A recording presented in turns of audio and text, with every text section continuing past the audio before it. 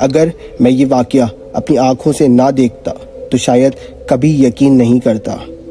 ایسی چیخ جسے یاد کرتے ہی آج بھی میرے جسم پر رونگٹے کھڑے ہو جاتے ہیں۔ یہ واقعہ تقریباً 2 سال پرانا ہے۔ میں کراچی کی ایک کمپنی میں نائٹ شفٹ کرتا تھا۔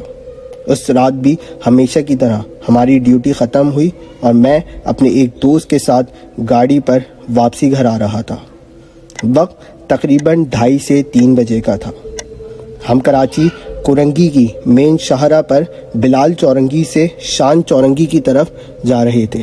اگر آپ کراچی سے تعلق رکھتے ہیں تو آپ جانتے ہوں گے کہ رات کے اس وقت یہ سڑک کتنی سنسان ہو جاتی ہے۔ دور دور تک صرف اسٹریٹ لائٹس کی مدھم روشنی، کہیں کہیں آوارہ کتوں کے بھونکنے کی آواز اور سرد ہوا جو ایک عجیب سا احساس پیدا کرتی ہے۔ ہم دونوں آپس میں باتیں کرتے ہوئے آہستہ آہستہ آگے بڑھ رہے تھے۔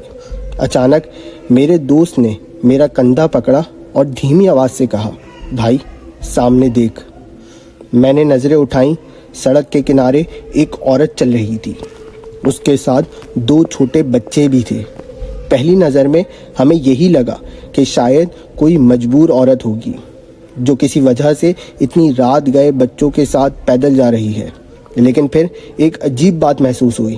وہ تینوں نہ ایک دوسرے سے بات کر رہے تھے، نہ ادھر ادھر دیکھ رہے تھے، بس خاموشی سے ایک ہی رفتار میں چلے جا رہے تھے۔ میرے دوست نے کہا، یار اتنی رات میں بچوں کے ساتھ کہیں کوئی پریشانی میں تو نہیں؟ میں نے کہا، چلو پوچھ لیتے ہیں، اگر کہیں چھوڑنا ہوا تو چھوڑ دیں گے۔ ہم نے گاڑی آہستہ کی اور جا کر ان کے قریب روک دی۔ جیسے ہی گاڑی رکی وہ عورت آہستہ آہستہ ہماری طرف مڑی۔ اللہ اکبر! آج بھی اس لمحے کو یاد کرتا ہوں تو دل کی دھڑکن تیز ہو جاتی ہے۔ اس کی نظریں ایسا لگ رہا تھا جیسے وہ ہمیں دیکھ نہیں رہی بلکہ ہمارے اندر جھانک رہی ہو۔ اس کے چہرے پر ایسا غصہ تھا جو عام انسان کے چہرے پر ہو ہی نہیں سکتا۔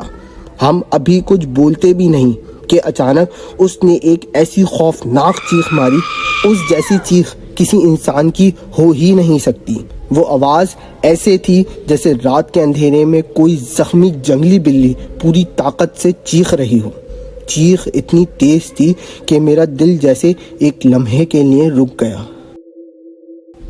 میرے دوست کے ہاتھ کانپنے لگے اور اگلے ہی لمحے اس عورت نے دونوں بچوں کا ہاتھ مضبوطی سے پکڑا اور سڑک کے کنارے ایک بہتے ہوئے نالے کی طرف دوڑ لگا دی۔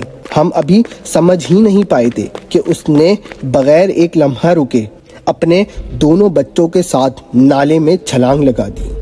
ہم دونوں سکتے میں آ گئے۔ ہم گاڑی سے فوراً اترے۔ ہم دونوں دوڑتے ہوئے نالے کے کنارے پہنچے۔ میرے دل میں صرف ایک ہی خیال تھا کہ کہیں وہ عورت اور بچے زخمی نہ ہو گئے ہوں، لیکن جب ہم نے نالے کے اندر جھانکا تو وہاں کوئی بھی نہیں تھا، نہ عورت، نہ بچے، نہ پانی میں کوئی حرکت، نہ کسی کے گرنے کی آواز، نہ قدموں کے نشان، کچھ بھی نہیں۔ ہم نے موبائل کی ٹارچ جلائی، پورا نالا دیکھا، لیکن وہاں ایسا لگ رہا تھا جیسے کوئی موجود ہی نہ ہو۔ میرے دوست نے کانپتی ہوئی آواز میں کہا، بھائی ابھی تو ہماری آنکھوں کے سامنے کودے تھے۔ میرے منہ سے ایک لفظ بھی نہیں نکل رہا تھا۔ میرے جسم پر کپ کپی تاری تھی، دل اتنی زور سے دھڑک رہا تھا کہ اس کی آواز مجھے خود سنائی دے رہی تھی۔ ہم نے ایک دوسرے کی طرف دیکھا اور بغیر ایک لمحہ ضائع کیے دوڑ کر اپنی گاڑی پر بیٹھے اور پوری رفتار سے وہاں سے نکل گئے۔ پورے راستے نہ میں نے کچھ کہا نہ میرے دوست نے، صرف خاموشی اور وہ ایک چیخ جو بار بار ہمارے کانوں میں گونج رہی تھی۔ گھر پہنچنے کے بعد بھی ہمارے ہاتھ کافی دیر تک کانپ رہے تھے۔ اس رات ہمیں نیند نہیں آئی۔ ہم بار بار ایک دوسرے کو فون کر کے صرف ایک سوال پوچھ رہے تھے، یار آخر وہ کیا چیز تھی؟